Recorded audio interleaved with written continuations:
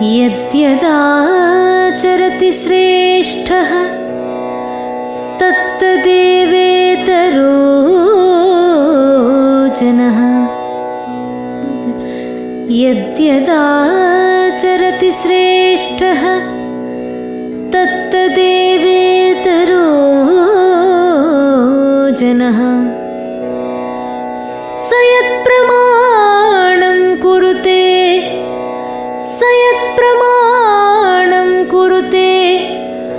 लोकस्तदनुवर्तते।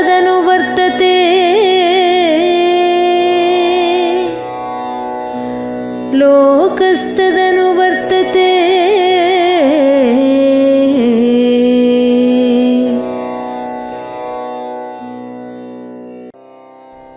ये मे मतमिदं नित्यमनुतिष्ठन्ति मानवाः। ये मे मतमिदं नित्यमनुतिष्ठन्ति मानवाः। श्रद्धावन्तो न सूयन्तो मुच्यन्ते तेऽपि कर्मभिः। ఓం శాంతి. శ్రీమద్ భగవద్గీత తత్వాభిలాషులందరికీ నమస్సుమాంజలి. భగవాను వాచ తమసోమా జ్యోతిర్గమయ. ఈ కార్యక్రమానికి పునః స్వాగతం, సుస్వాగతం. భగవంతుడి అసాధారణ గుణాలు అన్న ప్రధాన అంశంపై మేము గత 34 ఎపిసోడ్స్ నుండి 5 అసాధారణ గుణాలపై 100కి 100 పాళ్ళు గీత బహిర్గతము చేసిన స్పష్టమైన ప్రమాణాలు లేక రుజువుల ఆధారముగా చర్చించడం జరిగింది. భగవంతుడు ఒక్కరే పతిత పావనుడు అన్న భగవంతుడి 6వ అసాధారణ గుణముపై మేము గత 13 ఎపిసోడ్స్ అంటే 80వ ఎపిసోడ్ నుండి చర్చిస్తూ వస్తున్నాము.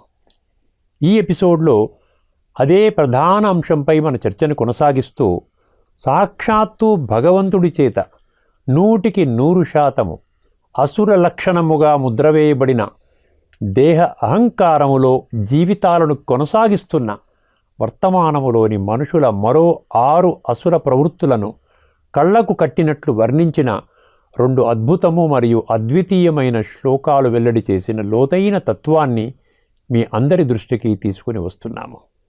బుద్ధినేత్రాన్ని జాగృతి చేసుకున్న వారికి మాత్రమే ఈ తత్వం బోధపడుతుంది. అవి 17వ అధ్యాయంలోని 5 మరియు 6వ శ్లోకాలు. ముందుగా ఆ 2 శ్లోకాలను కలిపి విందాము. అశాస్త్రవిహితం ఘోరం తప్యంతే యే తపోజనాః. అశాస్త్రవిహితం ఘోరం తప్యంతే యే తపోజనాః. దంభాహంకార సంయుక్తాః కామరాగబలాన్వితాః. దంభాహంకార సంయుక్తాః కామరాగబలాన్వితాః.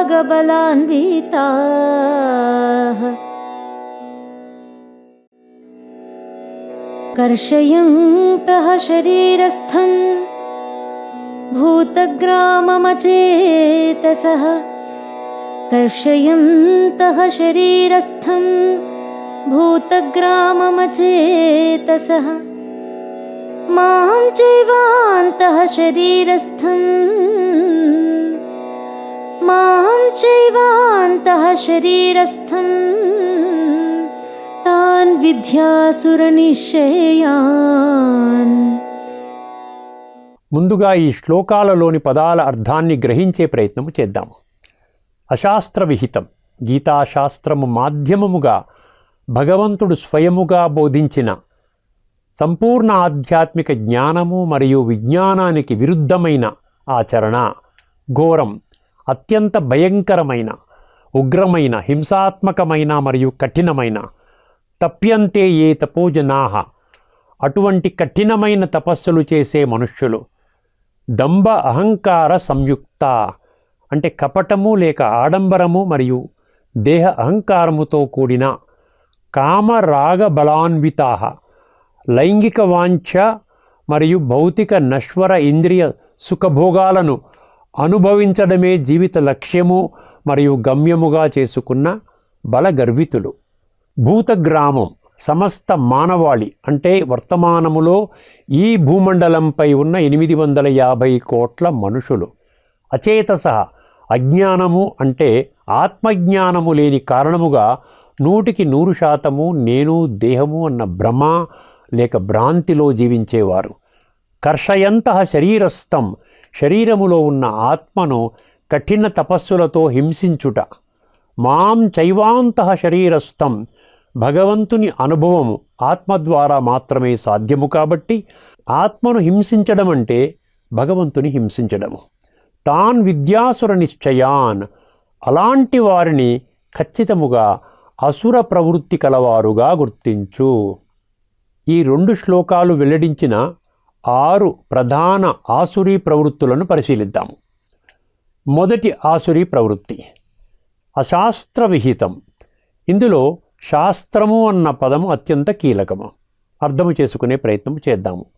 మేము పదే మీ దృష్టికి తీసుకుని వస్తున్నట్లు సర్వశాస్త్రమై శిరోమణి అన్న గౌరవము కేవలము గీతకు మాత్రమే దక్కింది. అంటే ఈ భూమండలంపై మనుషులకు అందుబాటులోనున్న వివిధ ధర్మాలకు చెందిన సమస్త ధార్మిక శాస్త్రాలు లేక గ్రంథాలకు గీత తల్లి మరియు సర్వశ్రేష్టమైన శాస్త్రము. ఈ కారణముగానే గీతను గీతామాతగా గౌరవించి భారతదేశంలోని వివిధ ప్రాంతాలలో గీతా మందిరాలను నిర్మించి గీతను ఒక దేవి రూపంలో విగ్రహాన్ని ప్రతిష్ఠించి గీతకు సంబంధించిన వివిధ కార్యక్రమాలను ప్రతినిత్యము నిర్వహించడం జరుగుతుంది. ఇదే కాకుండా గీతాశాస్త్రానికి ఉన్న మహోన్నత స్థాయిని సమస్త మానవాళి ఎల్లప్పుడూ గుర్తుంచుకునే విధముగా ప్రతి సంవత్సరము గీతాశాస్త్రం యొక్క ఆవిర్భావ దినమును గీతా జయంతిగా జరుపుతారు. ఇటువంటి గుర్తింపు మరియు గౌరవము ఈ భూమండలంపై వర్తమానములోని మనుషులకు అందుబాటులోనున్న ఏ ఇతర శాస్త్రానికి దక్కలేదు. కానీ ఆశ్చర్యాన్ని కలిగించే విషయం ఏమిటంటే మనుషులు ఈ నిగూఢ సత్యాన్ని సమూలముగా విస్మరించి శాస్త్రాలుగా ప్రసిద్ధి చెందిన వివిధ హిందూ ధర్మ గ్రంథాలతో సమానముగా గీతను సైతము ఒక శాస్త్రముగా పరిగణిస్తూ గీత యొక్క సర్వోన్నత స్థాయిని మరియు దాని యొక్క మహత్వమును సమూలముగా తగ్గించడం జరిగింది. ఈ కారణముగానే ఆచరణ లేక అనుభవం కొరకు మాత్రమే ఉద్దేశించబడిన గీతాశాస్త్రము వర్తమానములో కేవలము పఠన పారాయణ శ్రవణ మరియు ప్రచారానికి మాత్రమే పరిమితము కాబడినది. మరొక ముఖ్య విషయము, ఈ రోజుల్లో వేదాలు, ఉపనిషత్తులు, భాగవతము, పురాణాలు, రామాయణము, మహాభారతము మొదలైన గ్రంథాలకు గీత కంటే అధిక ప్రాధాన్యము ఇస్తున్నారు. దీని వలన భగవంతుని అన్వేషణలో చేసే ప్రయత్నాలు గీతాశాస్త్రానికి విరుద్ధంగా మారాయి. దీన్నే భగవంతుడు అశాస్త్ర విహితం అని నిర్ద్వంద్వముగా ప్రకటిస్తున్నారు. ఇప్పుడు 2వ ఆసురీ ప్రవృత్తిని పరిశీలిద్దాము. ఘోరం తప్యంతే ఏ తపోజనాః.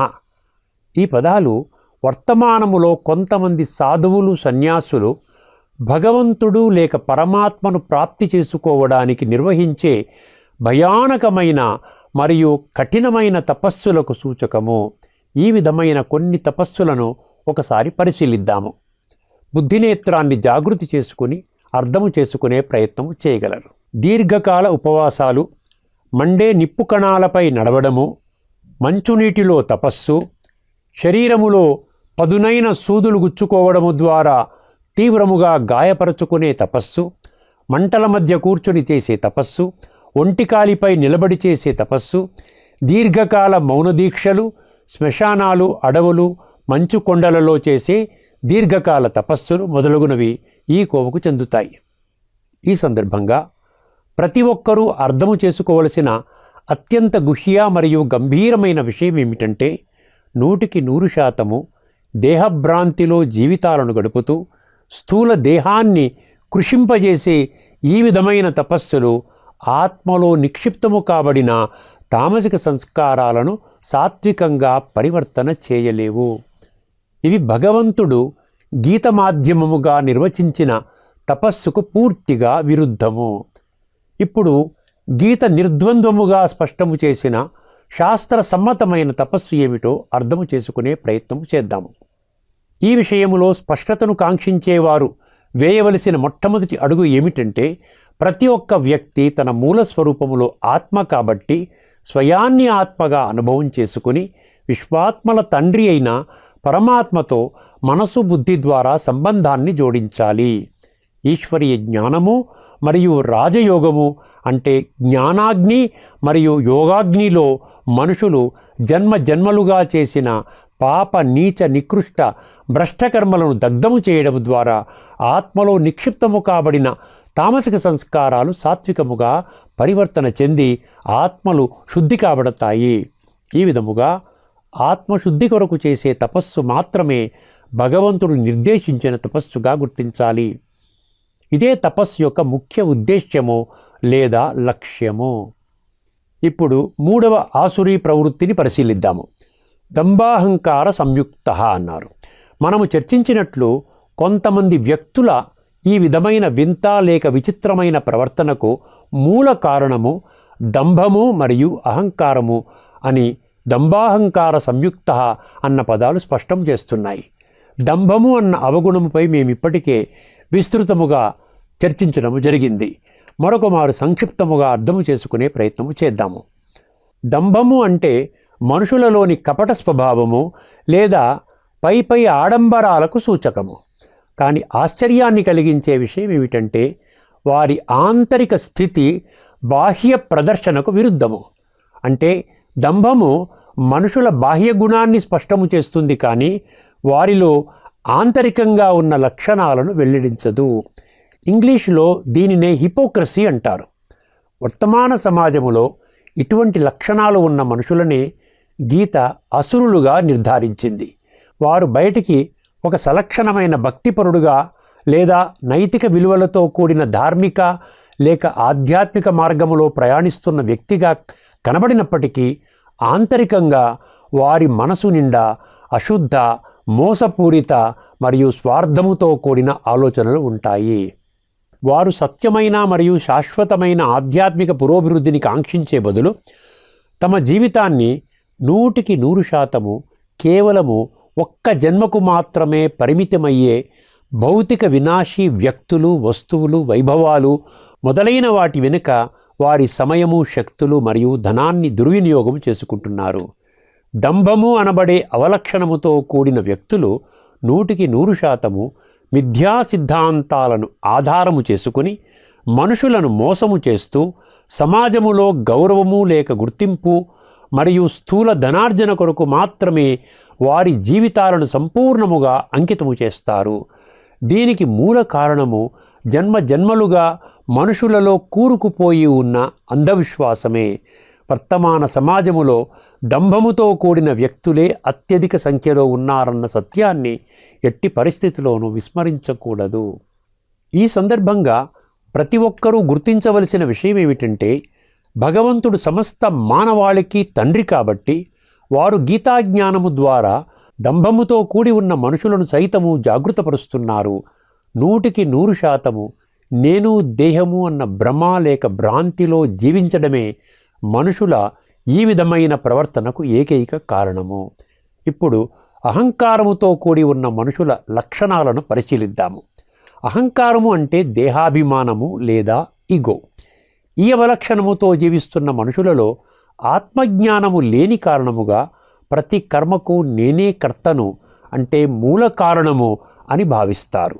అహంకారముతో కూడిన వ్యక్తులలో 3 ముఖ్యమైన అవలక్షణాలు ప్రస్ఫుటంగా కనిపిస్తాయి. మొదటి అవలక్షణము తమను తాము అత్యున్నతులుగా భావించడము, అంటే సుపీరియారిటీ కాంప్లెక్స్ను ప్రదర్శించడము. అంటే మేము ఇతరుల కంటే మిక్కిలి బలవంతులము, సంపన్నులము, తెలివైన వారము అన్న భావనను వ్యక్తము చేయడము. 2, వారు తప్పుడు మార్గములో నడుస్తున్నప్పటికీ ఆ తప్పును అంగీకరించే శక్తి వారిలో ఏ కోశాన కనబడదు. వారిలో ఆ తప్పును ఇతరులపై నెట్టే సంస్కారం మెండుగా ఉంటుంది. 3, అహంకారపూరిత మనుషులు ఇతరులు చేసిన చిన్న చిన్న తప్పులను సైతము క్షమించలేరు. నేను ఆత్మను, ఇది నా దేహము అన్న గీత బోధించిన ప్రాథమిక ఆధ్యాత్మిక మూల సిద్ధాంతాన్ని జీవితములో ధారణ చేసినప్పుడే మనుషులలోని దంభము మరియు అహంకారము అన్న అవలక్షణాలు లేదా దుర్గుణాలు శాశ్వతముగా తొలగుతాయి. దీని కొరకు వేరే ప్రత్యామ్నాయ మార్గాలు అంటే షార్ట్ కట్స్ ఏమీ లేవు. అహంకారము కారణముగా నా మాట వినకపోతే నశిస్తావు అని గీతలోని 18వ అధ్యాయములోని 58వ శ్లోకములోని అధచేతుమహంకారాత్ న శ్రోష్యసి వినంక్ష్యసి అన్న పంక్తి ద్వారా స్వయముగా భగవంతుడే తన సంతానమైన సమస్త మానవాళిని హెచ్చరిస్తున్నారు. అహంకారాన్ని విడిచిపెట్టని మనుషులు ఎప్పటికీ భగవంతుడిని మరియు వారి ద్వారా సంక్రమించే స్వర్గ వారసత్వాన్ని ప్రాప్తి చేసుకోలేరు అన్న సత్యాన్ని మనుషులు ఇప్పటికైనా గుర్తించాలి. ఇప్పుడు కామరాగ బలాన్వితాః అన్న పదాలను పరిశీలిద్దాము. ఇది 4వ ఆసురీ ప్రవృత్తి. కామరాగ బలాన్వితాః అంటే కామము అన్న పదము లైంగిక వాంఛలు మరియు భౌతిక సుఖాలను అనుభవం చేయడానికి మనసులో ఉత్పన్నమయ్యే కామనలు లేదా కోరికలకు సూచకము. దీనికి ప్రధాన కారణము క్షణభంగురమైన స్థూల దేహాన్నే సమస్తమని భావించడము మరియు దానిలో మోహము లేదా ఆసక్తిని పెంచడము.